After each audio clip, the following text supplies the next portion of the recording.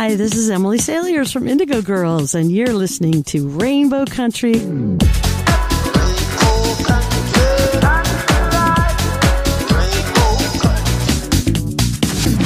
The views and opinions expressed on the following program are those of the persons appearing on the program. Today on Rainbow Country, queer, trans, Muslim playwright and performer Bilal Baig joins me to talk about their new CBC and HBO Max series, Sort of. All that and so much more in episode 276, so stay tuned for Gay Talk Radio right here on Rainbow Country. Hi, I'm Simone Denny. Hi, I'm Mary John Tory. I'm Joey Lamar, best-selling author of Mambo Lips and Salsa Hips. You're listening to Rainbow Country with Mark Tara.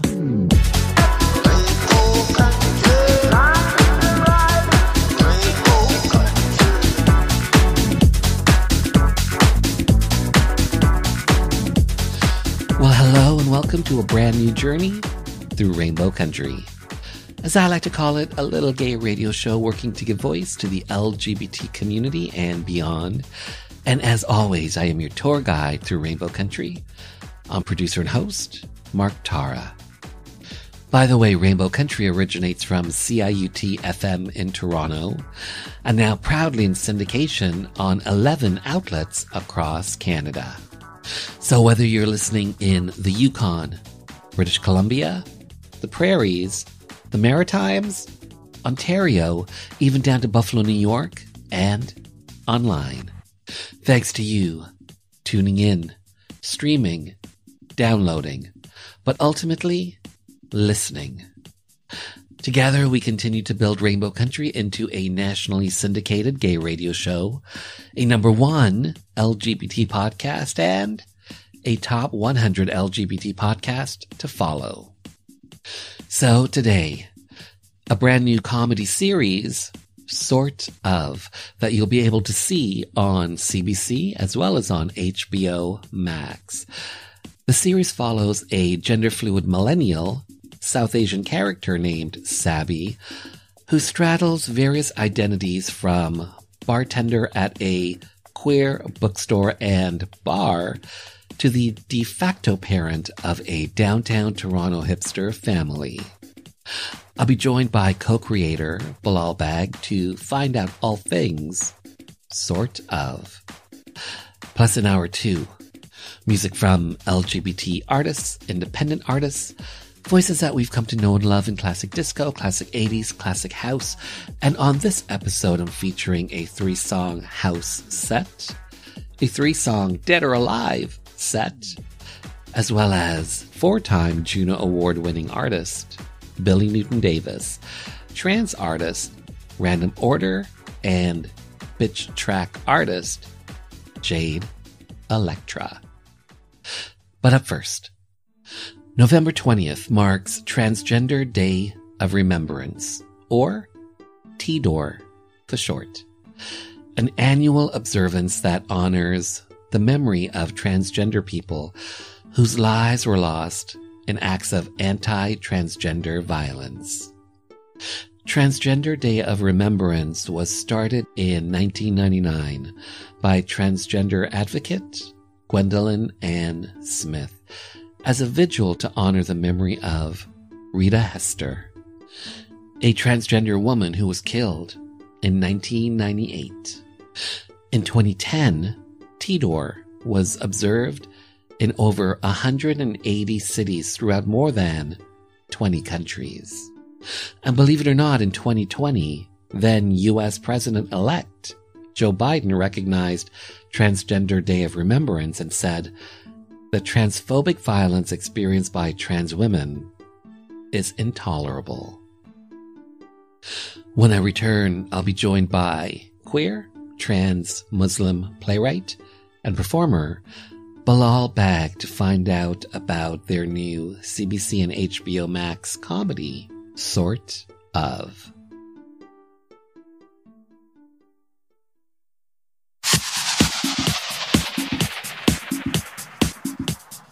Hi, everyone. This is Mark Tewksbury, Olympic champion, leader, humanitarian.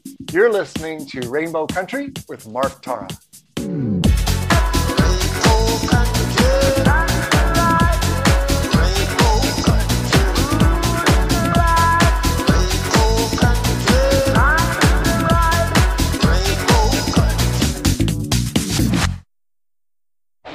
gonna ask you some questions. Are you in the right place in your life? In terms of... Are you using any of the skills you learned in electricity school? Electrician school? Are you happy living with your straight-ass sister? Get up, it's the middle of the day. Dating your homo-ish boyfriend? Oh shit, he's cheating on me. And he went back to women. What are you hoping will happen? That you just keep being the way you are and everything's magically gonna change? I'm a nanny. Like Mary Poppins? Because they're about to, bitch. Move to Berlin with me, rent-free. What?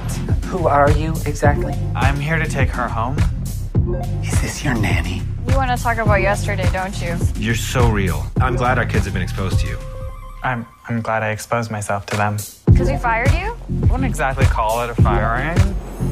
Can you tell me what about working at Barbook specifically interests you? Your after-hour dungeon nights? That's not us. Yeah, it is. Have you ever worked at a bar before? As a job? My gender studies prof is constantly imploring us to dismantle the binary. Totally. Do you know how to tap a keg? You're a part-time nanny and a 4 times a week bartender. Your life needs this. Berlin is like totally queer everlasting freedom. Hey, stranger. Everything in the galaxy is one thing becoming another thing, and say that you are a stupid liar. I'm a stupid liar. we are all in transition. Pretend I'm your mom for a second. Seriously, role-playing? Mother, I am not buoying up for them. You could. There are consequences to our actions, Subby. Things are gonna get worse unless you seize every opportunity to be your fullest self. The people in your life who are going to love you, they're gonna love you anyway. You wear makeup and care for children. If you're not a girl, what are you? Hey, stranger. Bilal Baig, hi, how are you? I'm well, thanks. How are you doing? I am good. Thank you for being here, to have your voice, your story be heard by the LGBT community and beyond, especially to talk about a little something called Sort of. This is a new TV series on CBC as well as on streaming on CBC Gem. First of all, how excited are you for this series, this original series, Sort of? You know, I think it's so interesting when you work so hard on something for a number of years. I was actually just on the phone with the actor who plays Paul, Gray Powell, and we were just talking about, like, you know, the show dropped on CBC Gem, and I was like, I'm working this whole week, and it's only going to really take me until I get to the weekend to be able to let things sink in and feel everything that I'm feeling. And right now it's good. It's like, it's great to just feel so full and so alive and, you know, connected to the things that I want to be doing in the world. But I honestly, to be super, super transparent, I just feel like I have not given myself the time to sink into all of it yet, but I really intend to, and I really intend to celebrate in the ways that I can, because I recognize that this is a real cultural moment, and I'm so thrilled to be a part of it. Sort of was part of TIFF 2021 on the industry side of things. Have you been part of the Toronto International Film Festival before? No, I hadn't. And this is your first time. What a way to make an entrance. Yeah, I mean, it's a first in so many ways. For me, I also trained like kind of exclusively as a theater actor a couple of years ago, and I started to develop a practice writing for theater too. And And so a lot of this has been new, even just acting on camera, writing for TV, a press circuit like this I've never done before. And of course, the screenings that we've had now at different festivals. So, and TIFF, of course, being one of them. So a lot of it has been new. And I think there's an energy with that. You know, it's nice to not feel like I'm taking anything for granted. You know, everything is eye-opening and heart-opening, and I'm here for it, you know. And how was the response at TIFF? It's you know, it seemed great. Like it's great to be able to track the laughter from audiences that then turns into silence sometimes, that might turn into discomfort, that might turn into emotions coming up. And we were really intentional about wanting to craft that for the audience experience through the tone of the show. And so it's nice to know that that is something that's definitely happening. And I think there's a real respect. Like it's really beautiful to have, of course, people watching it, but then to engage with it and ask questions that are really connected to what people saw. And overall, I'm sensing a real respect for, you know, the characters that exist, even though they might be new to different audiences. And we had a Q&A after. And so I love when that we can have those moments of actual engagement and connection between art and audience. And then, of course, to share it with, there were so many of the principal actors who were on stage with me that night for the Q&A. And that meant a lot because we got very close as a cast, and they hadn't seen it. They had shot it almost a year ago. TIFF was in September. And so we had wrapped in December of 2020. And so it had almost been a full year before they were able to see the first 4 episodes. So it meant everything to me to experience them experiencing their work for the first time after so long. So the story that you're telling in Sort of, what is the story that you're telling? Sort of is a show that follows its lead character, Sebi, who I play, as they really are moving through every sort of aspect of transition in their life. Currently, they're a millennial, mid-20s, trying to figure out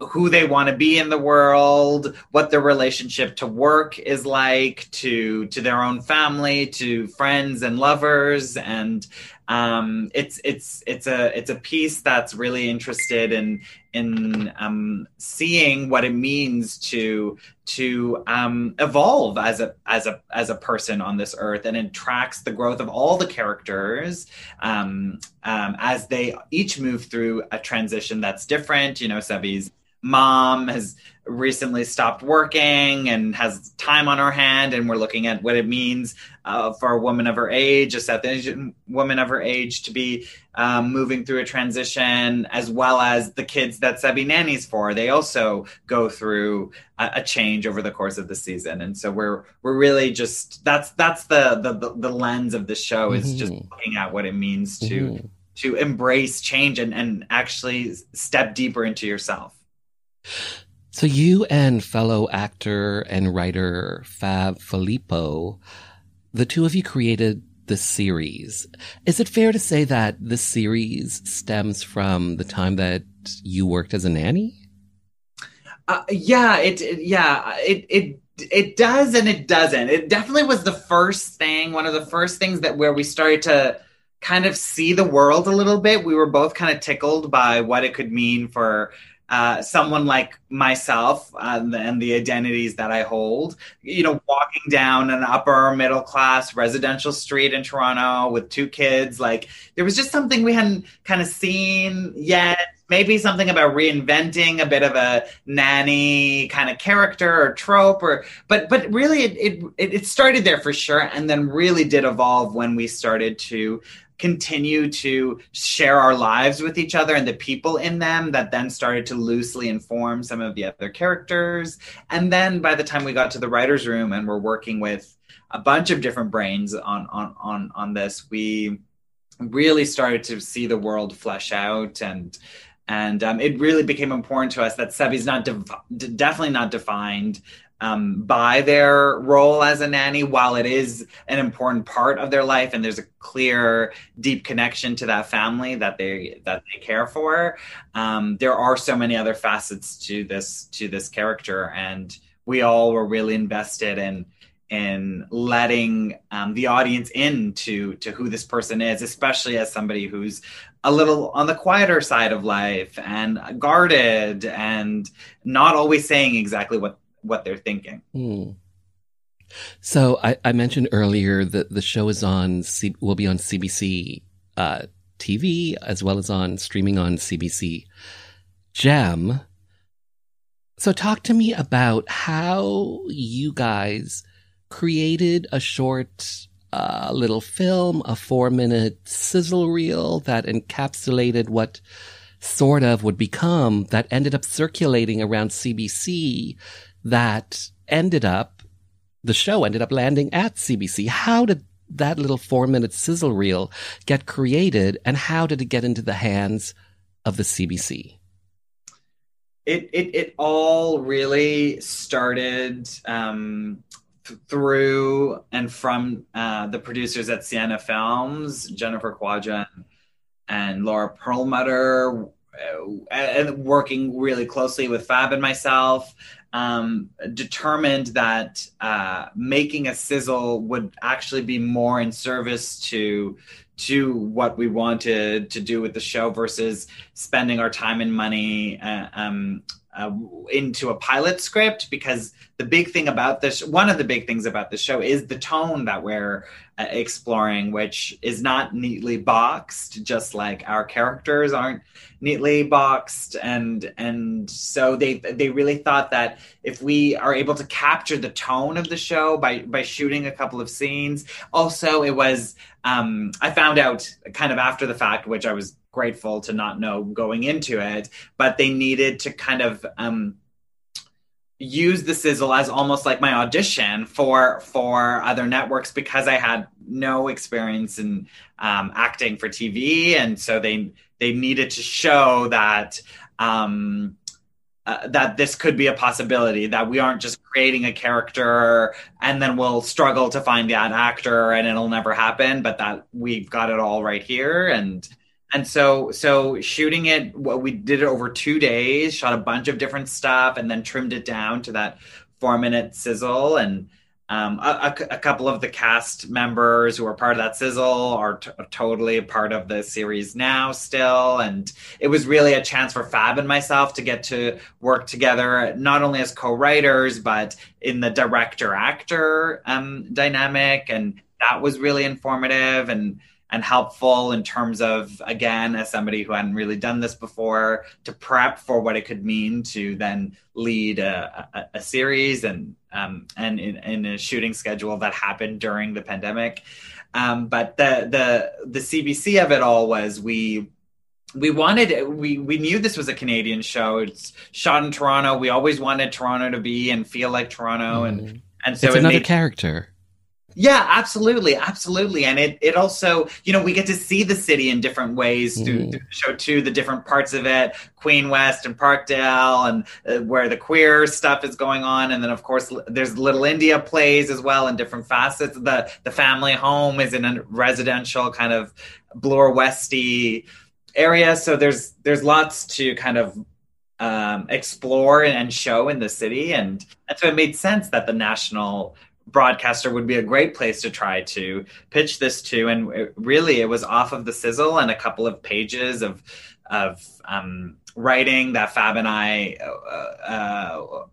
were exploring, just more language around what the tone is and who some of these characters are, and small kind of character bios and plot points, but really, really loose and not not a Bible in any way, for sure. And then, it was off of those two things that CBC greenlit us in January of 2020. And then March of 2020, things started to look a little bit different in terms of the world. So talk to me about that. How was it filming during a global pandemic? Yeah, because you can't tell from seeing the series. Okay, that's great. That's really good to know. I mean, we a lot of it, again, going back to Sienna and the producers there, we were just really interested in everybody's safety. Like, there's no way. This show also is so driven by the performances and by the characters. You know, it's really a study in like how humans change and especially around each other and based on circumstances. And so in order to encourage people, actors, to feel safe and vulnerable enough to really play and bring themselves to the work, we had to make sure that it felt really safe. And so pre-production was all, in changing information about, at that time, we didn't know too much exactly about what this virus is. And also we were one of the first shows, I think, in Toronto for sure, that were filming, because we started in October, and for most of the spring, summer, everything was shut down. And so we were one of the first to come back or come up, because we weren't halted in any way. And then I think because we were really disciplined and rigorous around our COVID safety protocols, there was never a single case of COVID on our set. Oh, well done. Yeah. And I'll say too, I think this is important. I'm the lead of the show. I was on set, I think anywhere between 14 to 16 hours a day, 40 plus days straight. And I felt safe. Like, I felt constantly safe because I knew what all the work was being put into it. And there was a discipline. There was, absolutely, we want to have as much fun as we can, enjoy and feel free enough to be vulnerable. But I think everyone really understood that we had to be safe in order to do that. And that there was such a love and respect for the material from all actors and crew too, that people wanted to show up to work, and wanted to make sure that they were doing everything they could to make sure that everyone else felt safe, so that the story could come out in a timely-ish, way. And so I think we're so lucky. Talk to me about the title, Sort of. Is there a story behind this title, Sort of? It's ish. I mean, it actually kind of came in a casual way too. I think it was Fab who had at that time, it was early-ish on in our development too, and it was before the writer's room, I think. Yes, it was, because for the sizzle we had decided that the title was Sort of, and so it was early on, and even Fab and myself working together, and Fab was like, what if the show's called Sort of? And then we talked about what that meant. And of course, there's the way it's used so kind of commonly, so often where we're saying, I'm sort of doing this thing right now, or I sort of feel like this. And so we love the common use of that expression paired with a character like Sebi, who we don't see so commonly in media and art. And so there was just something nice about that contradiction living, I think, beautifully together. And then there was the kind of more apparent ways in which it applies to the story of what it means to sort of feel like this is how you identify gender-wise, and sort of feel like this is your relationship to your culture, and sort of connecting to your family, and sort of figuring out what exactly to do with life, and then it extends to the tone too. It's sort of comedy, sort of drama. We just love that kind of amorphous, somewhat blurry state, because it feels true to the experience of understanding deeply what your identity is. I'm gonna ask you some questions. Are you in the right place in your life? Are you happy living with your straight sister? Get up, it's the middle of the day. Dating your homo-ish boyfriend? He's cheating on me, and he went back to women. What do you hope? They just keep being the way you are and everything's magically gonna change? Mother, I'm a nanny. Like Mary Poppins? Everything in the galaxy is one thing becoming another thing. Hey stranger, I think I love you. We are all in transition. And on that note, we will return after this Rainbow Country update. Hi, I'm writer Adam Smith, author of Deep Sniff, A History of Poppers and Queer Futures. You're listening to Rainbow Country with Mark Tara.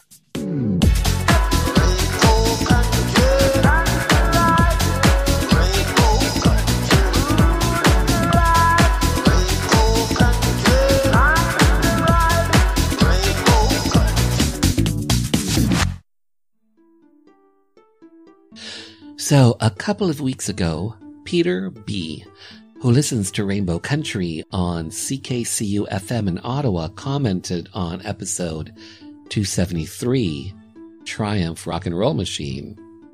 He writes, quote, "Thank y'all. This is yet another example of great community. Community radio is important." Unquote. This show airs on community and campus radio, independent radio, and on streaming. What do all of these outlets have in common? Well, they're all listener-driven, as well as listener-supported. Where else but on Rainbow Country, on this very outlet, will you hear conversations on trans issues, LGBT politics, celebrity interviews, not to mention spotlighting LGBT and indie artists. So, if you are able to, please consider making a donation to this very outlet you are listening to. And if you're listening on the edited podcast version, consider making a donation to your local community and campus station. Let your voice, let your support be heard. Hi, my name is Joanne Vanicola, and I'm an actor and a writer, and I was first on Rainbow Country with Mark Tara on discussing the massacre at Pulse Club in Orlando. I realized how important it was for our community to have a radio station, specifically for our issues, to talk about people in the LGBTQ community and to provide an outlet for our stories, to discuss our politics, culture, and give voice to the issues that matter to us, and of course our artists and the things that we do globally, and talk about culture. And without people like Mark Tara providing a space for this with a radio show like this, then we wouldn't have that voice. So support, tune in. Thank you.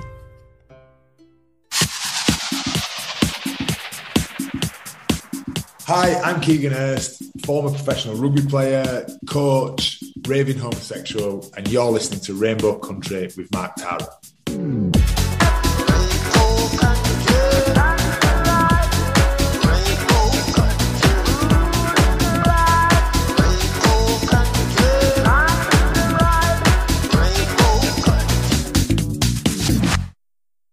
So you are a writer, you're a playwright, you're an actor. In 2018, there was a joint production by Buddies in Bad Times and Theatre Pass Marai for a play of yours that you wrote, Akabasha? Achabacha, yeah. So how important was it for you to have this play be put on? Talk to me about that. Yeah, I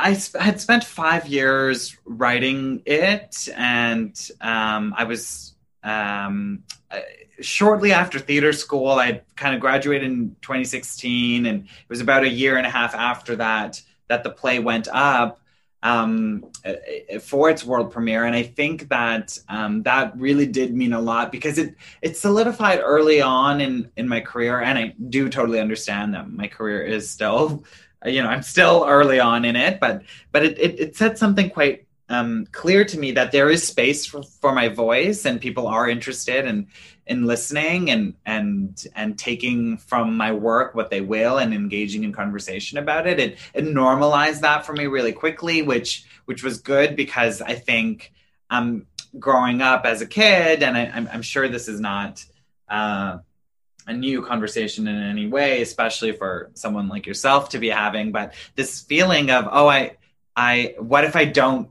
matter enough to take up space, or what if my voice, no one wants to listen to me, or sometimes I'm getting messaging from the world because I'm not seeing myself being reflected, that maybe I don't even exist. These are big thoughts that I was carrying as a young person for a number of years. And so I think what that production represented was the start of really dismantling and healing actually some of those ideas, those harmful ideas that I started to just accept because I thought that's the way the world was. And yeah, I loved the cast again was really special in that production, and I'm still in touch with a few of them. The woman who played the mom in that play plays the mom in Sort of, Laura Patak, and we've got it. And she was also involved from the start. So yes, the play went up in 2018, but the development of it started in 2014. Wow. So Laura and she was at every workshop, always playing the mom character, helping me build who that woman is in the play. And so her and I have known each other since then. And I think that was so fun and beautiful to bring into Sort of, because there was just such a real love and connection for a number of years between her and I. So at one point you were one of the founding members of A Color Deep, an online community by and for queer, trans South Asians. Why was it important for you to help create A Color Deep? Was it to foster a place where you and others can have a voice? Yeah, it really did come from so I joined the collective, and then there were two people who were kind of leading it initially, and then we really decided on this kind of collective model of leadership and decision making. But the thing that I felt really attracted to when I met the two folks who had really kind of conceived of this idea of a virtual, initially it was only going to be an online space for queer and trans South Asians, and then extended to both online and in-person events. But I loved what they were trying to do was combat this notion of loneliness that is so pervasive, again, in our communities. When you start to understand your intersectional identities, you might also start to wonder that what if you're the only person who holds all of these identities? You're the only one, or you're not seeing it around you most times. I do think that's changing, thank God, because again, the loneliness I felt was so sad. Like it really weighed on me, and I wanted, I don't want people to feel that, especially when, as I started to do the work with A Color Deep, I realized there were so many people with similar experiences that could really connect with me in deep ways and have nuanced conversations about our culture, about our parents, about our intersections, that I couldn't have with people who didn't get it, so really it started from that place to really try our best to dispel ideas around loneliness that you, and if getting to in-person events is hard for you, it's why the virtual space existed, because it was about building community just through, engaging in conversations on the blog or reading articles from other queer and trans South Asian people. And then of course the experience of starting to organize, community events like picnics and cabaret events like that. That stuff really was the epitome of bringing people together to combat this notion of loneliness. And so that it mattered so much. And I'm so grateful for the time that I had working in that space, because it opened up a lot of, it opened up my channel channels into the nonprofit community work that I still do now. You know, one thing always kind of led to another, and it really opened me up to lots of community members. And I feel so, there's a real, you know, just recently with Sort of, we did an event only for queer and trans South Asian folks. We did a screening of the first episode virtually, and then had a chat, myself and all the people who were there. And it was both a Toronto and Vancouver event. And so many of the people I recognized. And so I really feel connected to a community. And I think that really started with my work at A Color Deep. And was that the time when you were mentoring youth for theater as well? Yeah, the mentoring for youth in theater started just a little bit after that. Yeah, so that A Color Deep was like 2014. Yeah, kind of more connected to the development of my play Achabacha. That's around, and then the youth mentorship stuff in theater particularly happened, I think around like 2017-ish. Yeah, so a couple years after. So you're a writer, a playwright, a performer. You are also transgender. And for yourself, when did that process start for you? When did you start feeling that there was something different about yourself?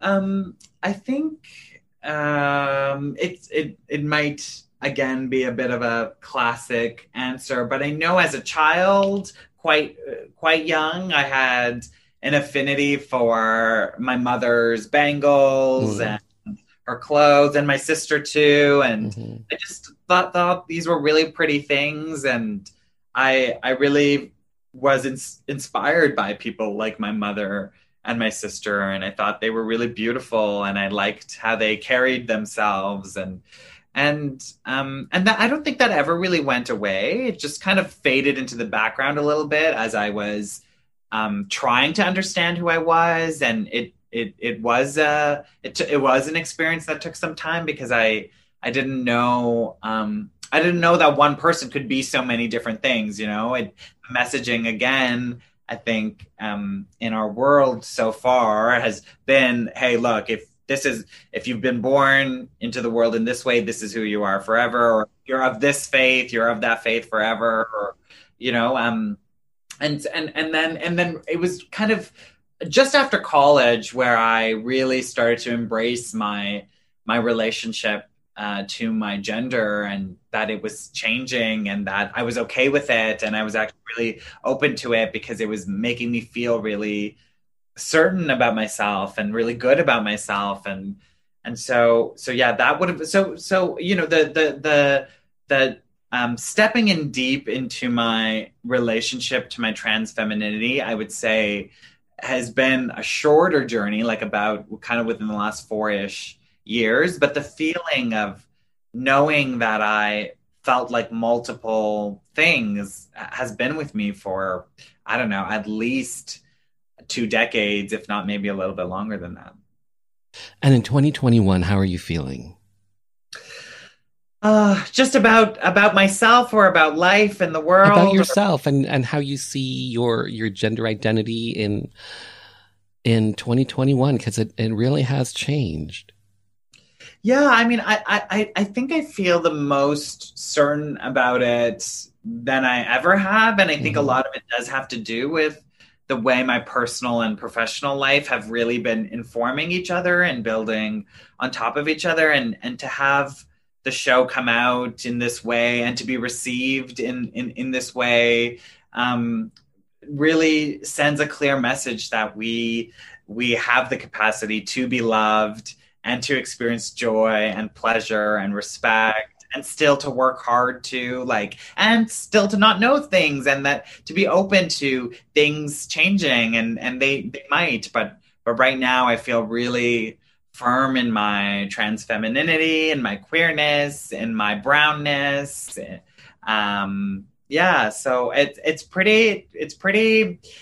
I feel really fortunate about my personal evolution, and what I also like about myself is that I stay curious. You know, I'm not ready to lock myself into anything until I really feel out who I am in this world. I'm continuing to do that. And so it's a lifelong process. Yeah, I'm excited for it. Yeah. So I keep mentioning you are a playwright, a performer. You're also Muslim. You're also trans. You mentioned trans femininity. With your CBC show, sort of, you're breaking new ground through representation. People that look like yourself, little kids coming of age, growing up, can turn on CBC and they might see someone that looks like you and see themselves reflected through you. Do you see yourself, do you think of yourself as breaking new ground and as being a pioneer? I'm aware of it. I think it wouldn't be right to not acknowledge it in any way, because I know that a character like the one I play has not existed on Canadian TV in really any way, but especially as a lead character. And so I'm aware of that kind of groundbreakingness that is being talked a lot about in the media. But just for my own kind of relationship to my mental health, I don't dwell on these things. You know, they're great and important conversations for sure, but it doesn't. For me, it's really about telling stories and being honest about those stories and these characters, and that's the thing that I want to keep being in service to as an artist. And yes, but I think that they're so connected, because if I keep doing that, then that means more images can be created in the world through art that let other people know that they are seen and alive and they exist and they matter and they're beautiful and however they want to express themselves. So yeah, there's just an awareness of it, but I don't like to turn. It doesn't define you. Yeah, and then putting that pressure on yourself, like how do anything after that point? Then where do you? I'm a pioneer. Where do I go from there? Your play Akabasha. Are you looking to bring that to film, to TV?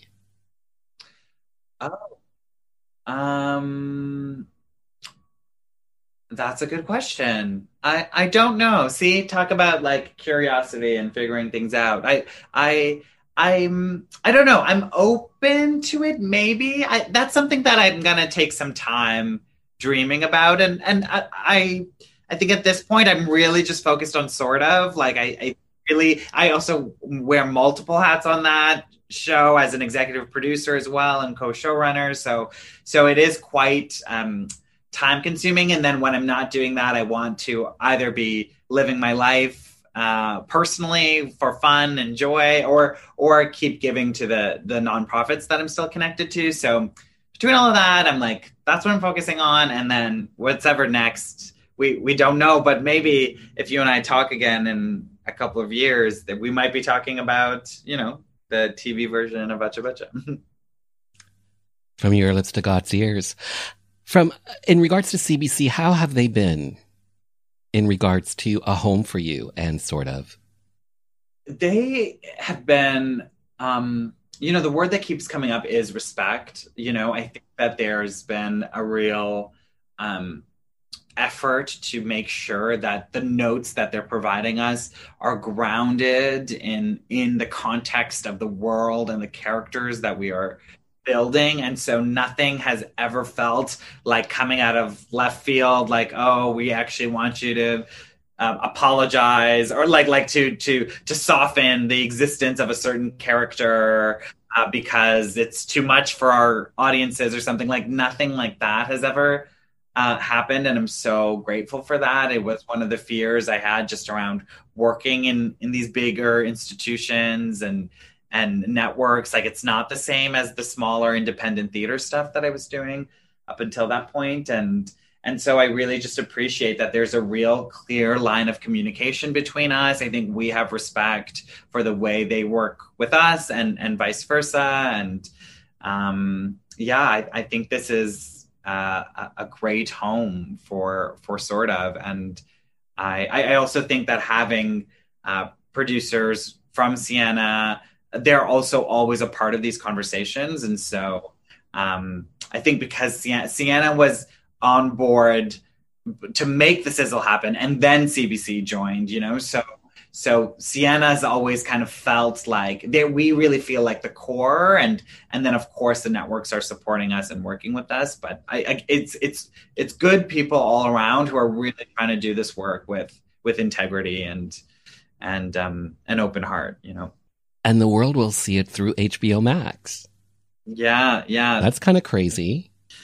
Yeah, that was another kind of great marker in what it meant to create a show like this and to start to get a sense of the world feeling ready for it, you know, or feeling hungry for it. Like that a streaming service like HBO Max came on board meant, yes, that more people would get access to this material, and that, again, that's really powerful given what we're trying to do with the show. So when audiences do see Sort of, what would you like your audience to come away with after seeing the series? It's kind of really simple for me. I just want to really be part of this movement that acknowledges the existence and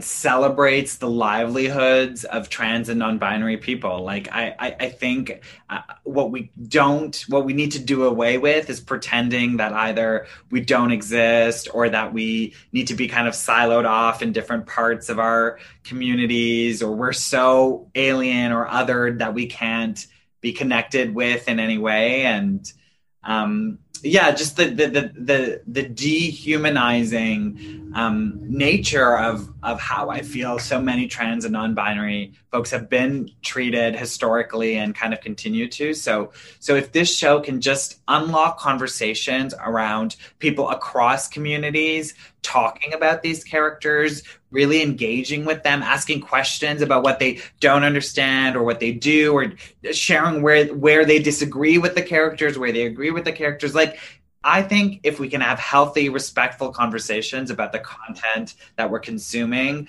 we've done something really special for the world, because we're still not quite at a place where we can, you know, let a character like Sebi just be, you know, like, and that when folks see the show, you won't see Sebi agonizing over their body or their mental health, or if they want to kill themselves or not. Like,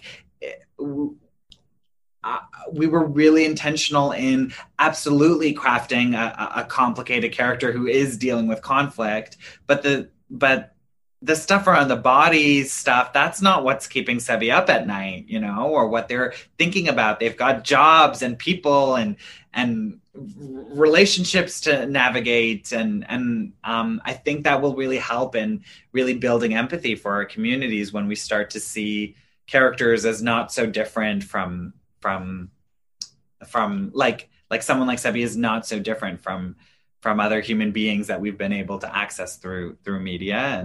And yeah, so my hope is that we just honestly engage with the show, and we don't fear it, or we don't shut it down because we're nervous or scared or it makes us uncomfortable, but in fact we lean in and really try to see what we're trying to offer with the show and the characters, and really reflect on what it means to be a part of helping someone see themselves, seeing yourself. You know, these kinds of conversations I think are so healthy for us right now, and I really wish we can kind of investigate these ideas around what it means to really acknowledge the person in front of you.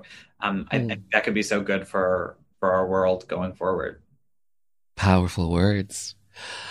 Well said, well done, well made. Bilal, Baig, thank you so much for your time. Thank you for being on the show. Thanks so much for having me. Have a great day. I'm going to ask you some questions. Are you in the right place in your life? In terms of... Are you using any of the skills you learned in electricity school? Electrician school? Are you happy living with your straight-ass sister? Get up, it's the middle of the day. Dating your homo-ish boyfriend? Oh shit, he's cheating on me. And he went back to women. What are you hoping will happen? They just keep being the way you are and everything's magically gonna change? I'm a nanny. Like Mary Poppins? Because they're about to, bitch. Move to Berlin with me, rent free. What? Who are you exactly? I'm here to take her home. Is this your nanny? You want to talk about yesterday, don't you? You're so real. I'm glad our kids have been exposed to you. I'm glad I exposed myself to them. Because we fired you? I wouldn't exactly call it a firing. Can you tell me what about working at Bar Book specifically interests you? Your after-hour dungeon nights? That's not us. Yeah, it is. Have you ever worked at a bar before? As a job? My gender studies prof is constantly imploring us to dismantle the binary. Totally. Do you know how to tap a keg? If you're a part-time nanny and a 4 times a week bartender, your life needs this. Berlin is like totally queer everlasting freedom. Hey, stranger. Everything in the galaxy is one thing becoming another thing, and Say that you are a stupid liar. I'm a stupid liar. we are all in transition. Pretend I'm your mom for a second. Seriously, role-playing? Mother, I am not boying up for them. You good? There are consequences to our actions, Sabi. Things are gonna get worse unless you seize every opportunity to be your fullest self. The people in your life who are going to love you, they're gonna love you anyway. You wear makeup and care for children.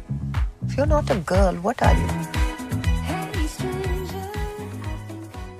Sort of airs on CBC as well as on CBC Gem and on HBO Max. Hi, I'm Cameron Bailey, Artistic Director and Co-Head of TIFF, the Toronto International Film Festival. You're listening to Rainbow Country with Mark Tara.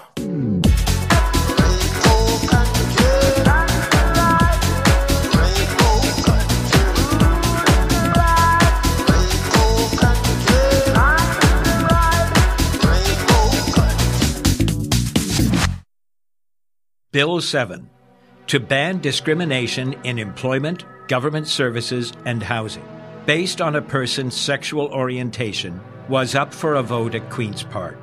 Most NDP and Liberal MPPs supported the bill, but without some progressive Conservative legislators backing, a divisive split could rack the province. 4 PCs decided to break party ranks to vote with their conscience and support Bill 7.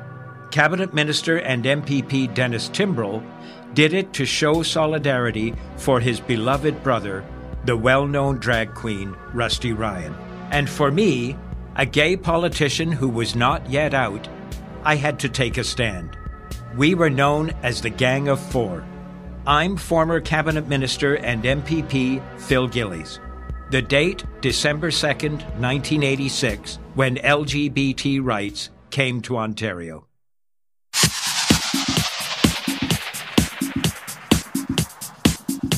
Hi, this is Police Constable Danielle Botno, also known as LGBT Cop, and you're listening to Rainbow Country with Mark Tara.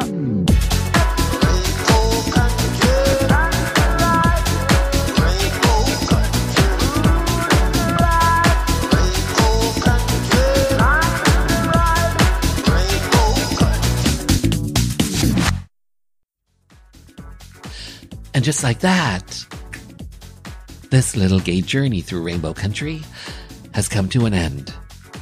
For the full 2-hour episode, just head over to marktara.com where everything is connected and hit the archives banner. To keep up to date with the show, follow me on socials at Mark Tara Music. The podcast is available on all major platforms, including audible.com. And finally, I want to take this time to thank you for taking your time to be with me. Remember, stay well, stay strong, and stay safe.